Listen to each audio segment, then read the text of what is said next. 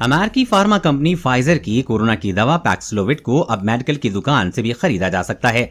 America के food and drug administration ने इसकी मंजूरी दे दी है। FDA ने मंजूरी देते हुए कहा कि अब फार्मेसी की दुकानें भी मरीजों को पैक्सलोविड दवा दे सकती हैं। पहले सिर्फ डॉक्टर ही कोरोना मरीजों को ये दवा लेने की सलाह दे सकते थे। अमेरिकी रेगुलेटर ने इस दवा को कोरोना मरीजों पर इस्तेमाल के लिए पिछले साल दिसंबर में मंजूरी दी थी। ये दवा कोरोना मरीजों के इलाज के लिए इस्तेमाल हो रही थी। अब तक डॉक्टर के कहने पर ही इस दवा को लिया जा सकता था, लेकिन अब कोरोना मरीज फार्मेसी की दुकान पर जाकर भी इस दवा को ले सकते हैं।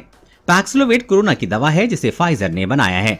पिछले साल अमेरिकी राष्ट्रपति जो बाइडेन ने इस दवा को कोरोना के खिलाफ लड़ाई में बड़ा कदम बताया था। कौन ले सकता है ये दवा?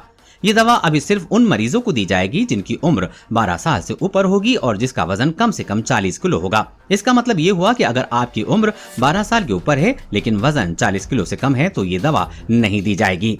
इस दवा को कोरोना के लक्षण दिखने के 5 दिन के भीतर लिया जा सकता है। इस दवा का 5 दिन का कोर्स होगा। हालांकि इस दवा को अभी तक कोरोना के लिए मंजूरी नहीं मिली है, लेकिन इसे इमरजेंसी के तौर पर इस्तेमाल किया जा सकता है। तो क्या वैक्सीन की जरूरत नहीं होगी?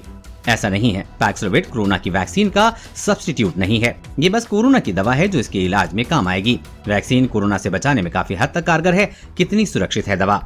क्लिनिकल ट्रायल में ये दवा सुरक्षित साबित हुई है। FDA के मुताबिक कंपनी ने क्लिनिकल ट्रायल के 18 साल के ऊपर के 2100 लोगों को शामिल किया था। इसमें से 1039 को पैक्सलोविड दवा और 146 को प्लाज्बो दिया गया था।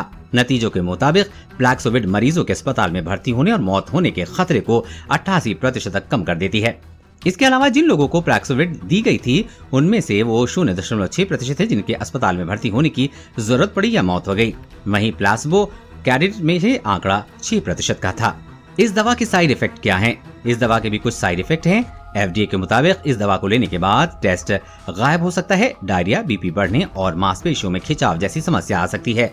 किन लोगों को ये दवा नहीं लेनी चाहिए? ये दवा उन लोगों को बिल्कुल नहीं लेनी चाहिए जिन्हें किडनी से जुड़ी कोई गंभीर बीमारी है। अगर आपको किडनी से जुड़ी कोई बीमारी है तो अपने डॉक्टर की सलाह पर ये दवा लें।